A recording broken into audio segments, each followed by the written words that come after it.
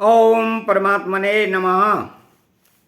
देवताओं के पूजन में जो बहुत सी सामग्री, नियमों और विधियों की आवश्यकता होती है, फिर आपके पूजन में तो और भी ज़्यादा कठिनता होती होगी। इसका उत्तर भगवान आगे के श्लोक में देते हैं कि पत्रम पुष्पम फलम तोयम यो मे भक्त्या प्रयच्छति तदहम भक्त्युपहृतं स्नामि प्रियतात्मनः। अर्थात भगवान की अपरा प्रकृति दो कार्य हैं, पदार्थ और क्रिया। इन दोनों के साथ अपनी एकता मानकर ही यह जीव अपने को उनका भोक्ता और मालिक मानने लग जाता है, और इन पदार्थों और क्रियाओं के भोक्ता एवं मालिक भगवान हैं, इस बात को भूल जाता है। तो इस भूल को दूर करने के लिए ही भगवान यहाँ कहते हैं कि पत्र, पुष्प, फल आदि जो कुछ पदार्थ हैं और जो कुछ क्रियाएं हैं, उन सबको मेरे अर्पण कर दो, तो तुम सदा सदा के लिए आफत से छूट जाओगे। दूसरी बात, देवताओं के पूजन में विधि विधान की, मंत्रों आदि की आवश्यकता है, परंतु मेरा तो जीव के साथ स्वतः स्वाभाविक अपनेपन का संबंध है, इसलिए मेरी प्राप्ति में विधियों की मुख्यता नहीं है। जैसे बालक माँ की गोदी में जाए तो उसके लिए किसी विधि की जरूरत नहीं है, वो तो अपनेपन के संबंध से ही माँ की गोद में जाता है। ऐसे ही मेरी प्राप्ति के लिए विधि, मंत्र आदि की आवश्यकता नहीं है, केवल अपनेपन के दृढ़ भाव की आवश्यकता है। पत्रम पुष्पम फलम तोयम यो मे भक्त्वा प्रयच्छति।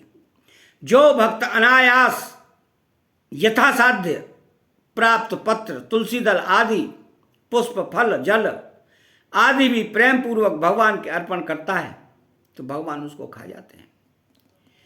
जैसे द्रौपदी ने पत्ता लेकर भगवान ने खा लिया और त्रिलोकी को तृप्त कर दिया, तो गजेंद्र ने सरोवर का एक पुष्प भगवान के अर्पण करके नमस्कार किया, तो भगवान ने गजेंद्र का उद्धार कर दिया।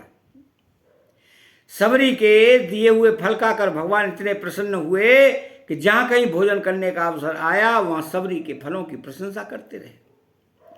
रंतिदेव ने अंत्यज रूप से आए भगवान को जल पिलाया, तो उनको भगवान के साक्षात दर्शन हो गए। तो जब भक्त का भगवान को देने का भाव बहुत अधिक बढ़ जाता है, तब वह अपने आप को भूल जाता है। भगवान भी भक्त के प्रेम में इतने मस्त हो जाते हैं कि अपने आप को भूल जाते हैं। प्रेम की अधिकता में भक्त को इसका ख्याल नहीं रहता कि मैं क्या दे रहा हूँ, तो भगवान को भी यह ख्याल नहीं रहता कि मैं क्या खा रहा हूँ। जैसे विदुरानी प्रेम आवेश में भगवान को केलों की गिरी न देकर छिलके देती है, तो भगवान उन छिलकों को ही गिरी की तरह ही खा जाते हैं। तो तदहम भक्त्योपहृतं स्नामि प्रियतात्मनः। भक्त के द्वारा प्रेम पूर्वक दिए गए उपहार को भगवान स्वीकार ही नहीं कर लेते, प्रत्युत उसको खा लेते हैं। अस्रामी, जैसे पुष्प सूंघने की चीज है, पर भगवान यह नहीं देखते कि खाने की चीज है या नहीं, वे तो उसको खा ही लेते हैं, उसको आत्मसात कर लेते हैं, अपने में मिला लेते हैं। इससे सिद्ध हुआ कि भक्त का देने का भाव रहता है तो भगवान का भी लेने का भाव हो जाता है। भक्त में भगवान को खिलाने का भाव आता है तो भगवान को ही भूख लग जाती है। प्रियतात्मा न, तात्पर्य यह है कि जिसका अंतःकरण भगवान में तल्लीन हो जाता है, जो उसके भगवान के ही परायण हैं, ऐसे प्रेमी भक्त के दिए उपहार भेंट को भगवान स्वयं खा लेते हैं। यहाँ पत्र, पुष्प, फल और जल, इन चारों का नाम लेने का तात्पर्य यह है कि पत्र, पुष्प और फल ये तीनों जल से पैदा होने के कारण जल के कार्य हैं। जल इनका कारण है, इसलिए ये पत्र, पुष्प आदि कार्य कारण रूप मात्र पदार्थों के उपलक्षण हैं। क्योंकि मात्र सृष्टि जल का कार्य है, जल उसका कारण है, अतः मात्र पदार्थों को भगवान के अर्पण करना इसलिए चाहिए। इस श्लोक में भक्त्या और भक्त्योपहृतम इस पद में भक्ति शब्द 2 बार आया है। इनमें भक्त्या पद से भक्त का भक्तिपूर्वक देने का भाव है और भक्त्योपहृतम पद भक्तिपूर्वक दी गई वस्तु का विशेषण है। तात्पर्य यह हुआ कि भक्तिपूर्वक देने से वह वस्तु भक्ति रूप प्रेम रूप हो जाती है, तो भगवान उसको आत्मसात कर लेते हैं, अपने में मिला लेते हैं, क्योंकि वह प्रेम के भूखे हैं। अब इसमें विशेष बात यह है, इस श्लोक में पदार्थों की मुख्यता नहीं है, प्रत्युत भक्त के भाव की मुख्यता है। क्यों? कि भगवान भाव के भूखे हैं, पदार्थों के नहीं। अतः अर्पण करने वाले का भाव मुख्य भक्तिपूर्ण होना चाहिए। जैसे कोई अत्यधिक गुरु भक्त शिष्य हो तो गुरु की सेवा में उसका जितना समय वस्तु क्रिया लगती है उतना ही उसको आनंद आता है, प्रसन्नता होती है। इसी तरह पति की सेवा में समय वस्तु क्रिया लगने पर पतिव्रता स्त्री को बड़ा आनंद आता है। क्यों? कि पति की सेवा में ही उसको अपने जीवन की और वस्तु की सफलता दिखती है। ऐसे ही भक्त का भगवान के प्रति प्रेम भाव होता है तो वस्तु चाहे छोटी हो या बड़ी हो, साधारण हो या कीमती हो, उसको भगवान के अर्पण करने में भक्त को बड़ा आनंद आता है। उसका भाव यह रहता है कि वस्तु मात्र भगवान की ही है, मेरे को भगवान ने सेवा पूजा का अवसर दे दिया है, ये मेरे पर भगवान की विशेष कृपा हो गई है। इस कृपा को देख देख कर वह प्रसन्न होता रहता है। तो भावपूर्वक लगाए हुए भोग को भगवान अवश्य स्वीकार करते हैं, चाहे हमें दिखें या न दिखें। इस विषय में एक आचार्य कहते थे कि हमारे मंदिर में दीपावली से होली तक अर्थात सर्दी के दिनों में ठाकुर जी को पिस्ता, बादाम, अखरोट, काजू, चिरौंजी आदि का भोग लगाया जाता था, परंतु जब यह बहुत महंगा हो गया तब हमने मूंगफली का भोग लगाना शुरू कर दिया। एक दिन रात में ठाकुर जी ने स्वप्न में कहा कि अरे यार, तू मूंगफली ही खिलाएगा क्या? उस दिन के बाद फिर मेवा का भोग लगाना शुरू कर दिया।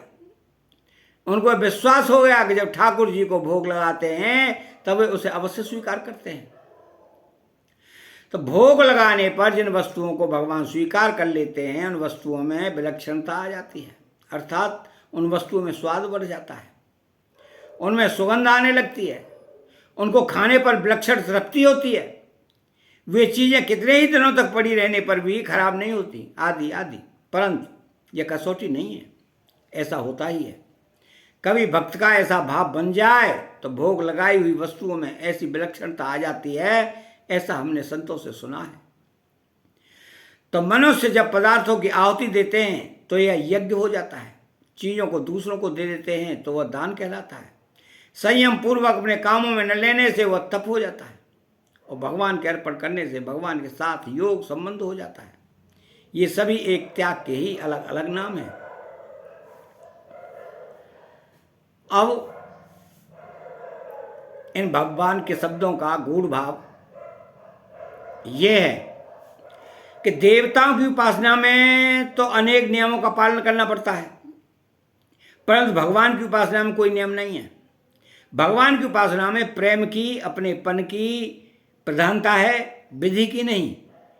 भक्त्या प्रयच्छति भक्त्यो पहरतम, जैसे भोला बालक जो कुछ हाथ में आए उसको मुंह में डाल लेता है, ऐसे ही भोले भक्त भगवान को जो भी अर्पण करते हैं उसको भगवान भी भोले बनकर खा लेते हैं। तो ये यथा माम प्रपद्यन्ते तामस्थैव भजाम्यहम्, जैसे विदुरानी ने केले का छिलका दिया तो भगवान ने उसको ही खा लिया। तो भक्त्या प्रयच्छन्ति का तात्पर्य है कि भक्त वस्तु को प्रेम पूर्वक भगवान के अर्पण करता है, किसी कामना से नहीं।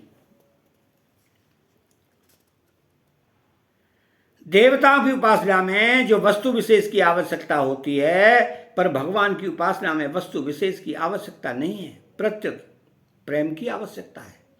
भाव की आवश्यकता है। अतः चैनल को सब्सक्राइब करें, बेल आइकन घंटी को दबाएं और कमेंट बॉक्स में जय श्री कृष्णा लिखें। बोलो जय श्री कृष्णा।